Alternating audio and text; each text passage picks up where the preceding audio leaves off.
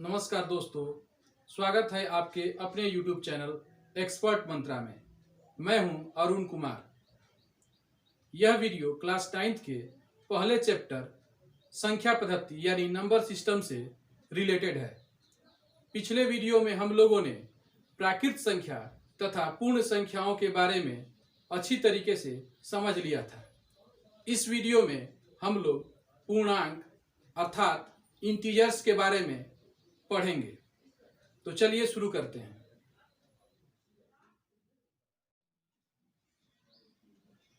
तो आइए समझते हैं पूर्णांक किसे कहते हैं। पूर्णांक को जानने से पहले हम लोग एक बार फिर से प्राकृत संख्या तथा पूर्ण संख्या के बारे में एक बार जान लेते हैं।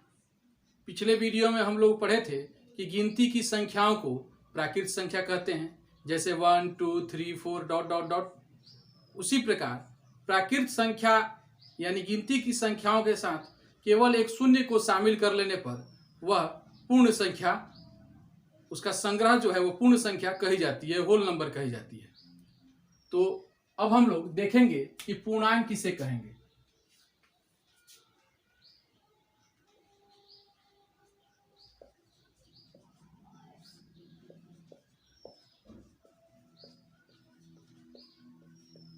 पूर्णांक कहा जाता है कि प्राकृत संख्याओं के संग्रह में शून्य तथा ऋणात्मक संख्याओं के संग्रह को सम्मिलित कर देने पर प्राप्त संग्रह पूर्णांक कहलाता है।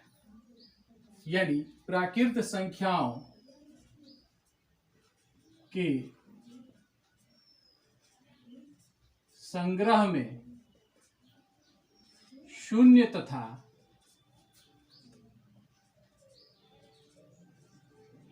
ऋणात्मक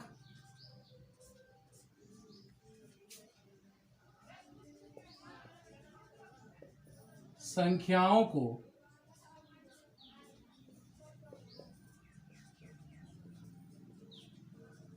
सम्मिलित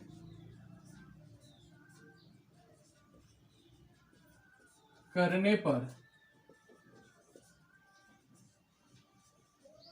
प्राप्त संग्रह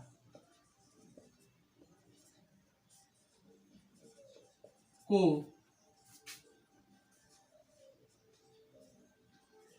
पूर्णांक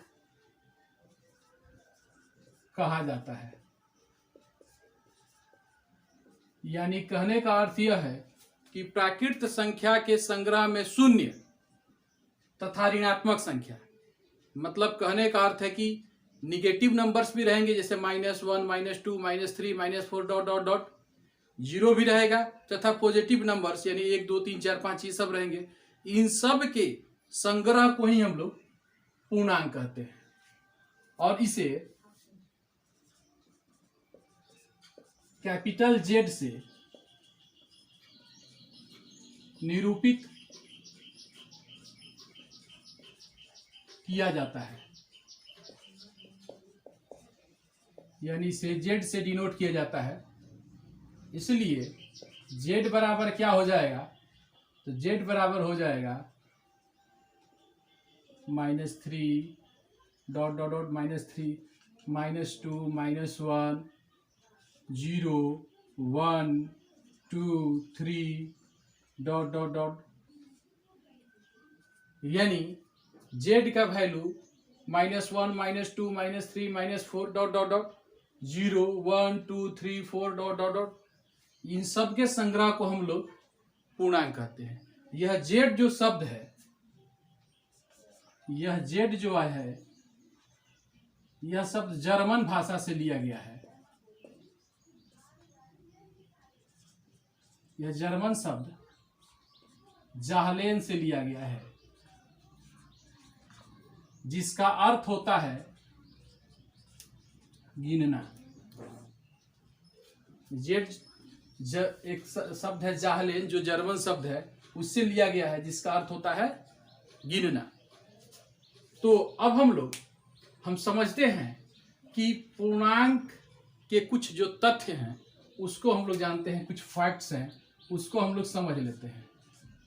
सबसे पहला ये कि शून्य एक ऐसा पूर्णांक है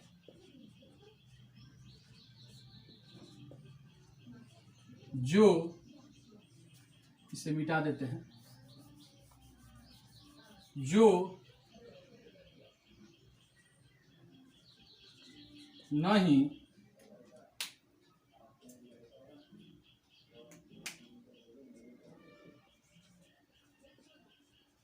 धनात्मक होता है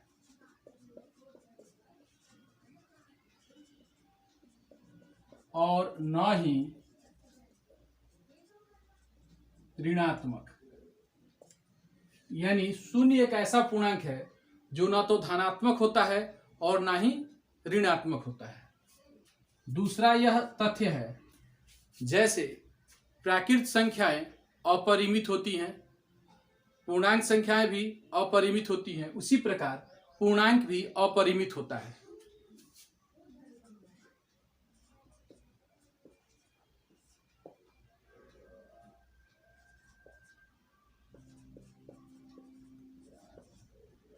अपरिमित होते हैं, यानी यह कितने होते हैं यह ज्ञात नहीं है। तो जब पूर्णांक अपरिमित होते हैं तो स्पष्ट है कि ना तो हम इसका सबसे छोटा पूर्णांक बता सकते हैं, क्योंकि माइनस से बहुत छोटा हो सकता है, और ना ही सबसे बड़ा पूर्णांक प्राप्त ज्ञात किया जा सकता है। तो हम लिख सकते हैं कि सबसे छोटी या तथा सबसे बड़ी पूर्णांक ज्ञात नहीं किया जा सकता है।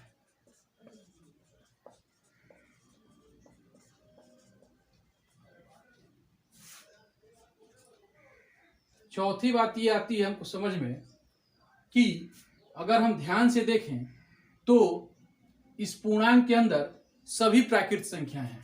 अगर यहां से देखा जाए 1 से, तो 1 2 3 4 5 डॉट डॉट डॉट, ये सब क्या है? प्राकृत संख्या है। यानी हम कह सकते हैं कि प्रत्येक प्राकृत संख्या एक पूर्णांक होता है। प्रत्येक प्राकृत संख्या एक पूर्णांक होता है।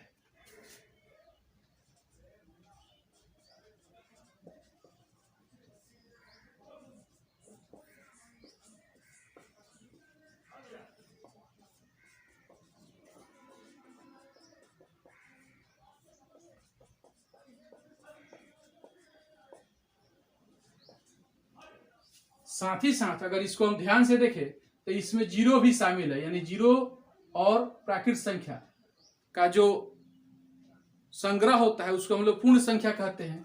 यानी पूर्ण संख्या भी पूर्णांक के अंदर है, यानी प्रत्येक पूर्ण संख्या एक पूर्णांक होता है।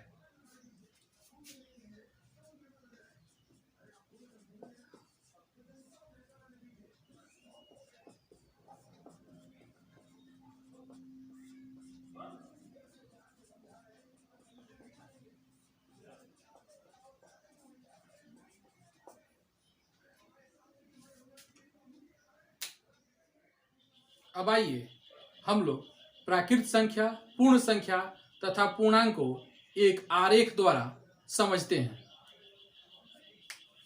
मान लेते हैं कि एक बॉक्स है, यह मान लेते हैं ये कोई बॉक्स है जिसमें गिनती की संख्याएं रखी गई हैं, यानी 1 2 3 4 5 6 7 डॉट डॉट डॉट डॉट। इसका मतलब यह क्या है? यह कैसा संग्रह है?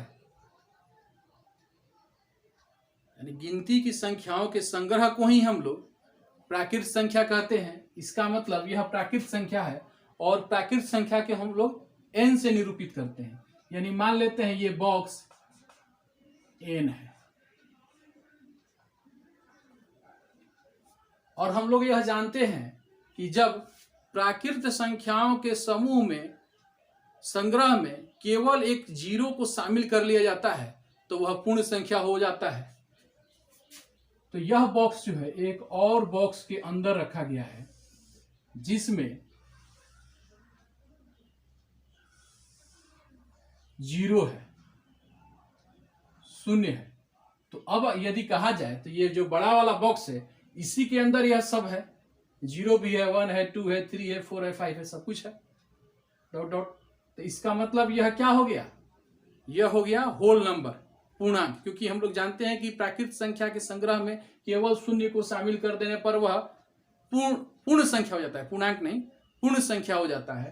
तो इसका मतलब यह पूर्णांक पूर्ण संख्या को हम लोग W से निरूपित करते हैं।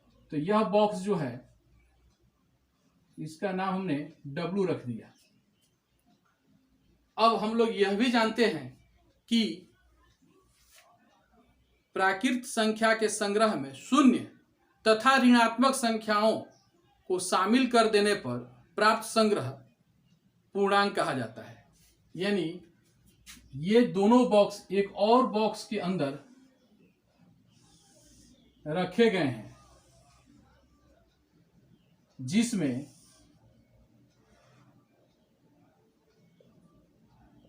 -3, -2, -1 यानी -1, -2, -3, -4, -5 डॉट डॉट बहुत सारी संख्याएं हैं। तो इसका मतलब इस बड़े बॉक्स में ये सारी संख्याएं हैं।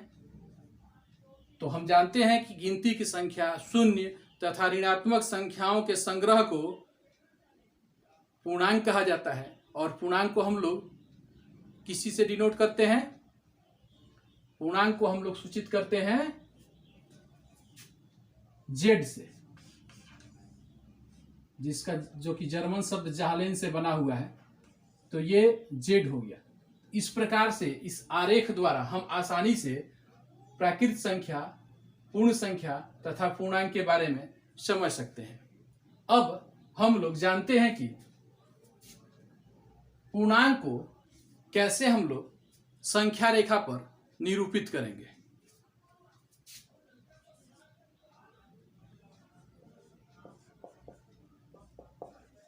पूर्णांकों का संख्या रेखा पर निरूपण, नंबर लाइन पर इसको हम लोग कैसे दर्शाते हैं। तो मान लेते हैं कि एक हम रेखा लिए XY, जिसको दोनों तरफ बढ़ा दिए X और Y, और इसमें एक बीच में एक हमने मूल बिंदु एक 0 लिया, एक संख्या 0 ले लिया। इस 0 के दाहिने ओर की संख्याएं धनात्मक तथा बाएं ओर की संख्याएं ऋणात्मक होती हैं तथा समान दूरी, इसके बाद सब समान दूरी है जिसको हम लोग एक इकाई मान लेते हैं। जैसे यहाँ पर 1, ये सभी समान दूरी हैं।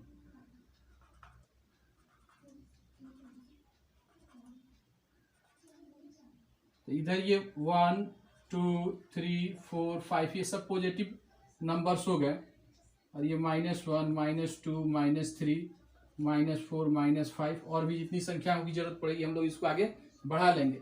तो ये सभी जो हैं, इस प्रकार से पूर्णांकों को हम लोग एक संख्या रेखा पर निरूपित कर सकते हैं।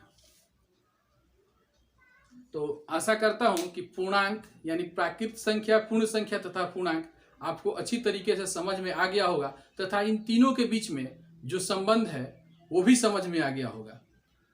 तो अगले वीडियो में हम लोग परिमेय संख्या के बारे में समझेंगे।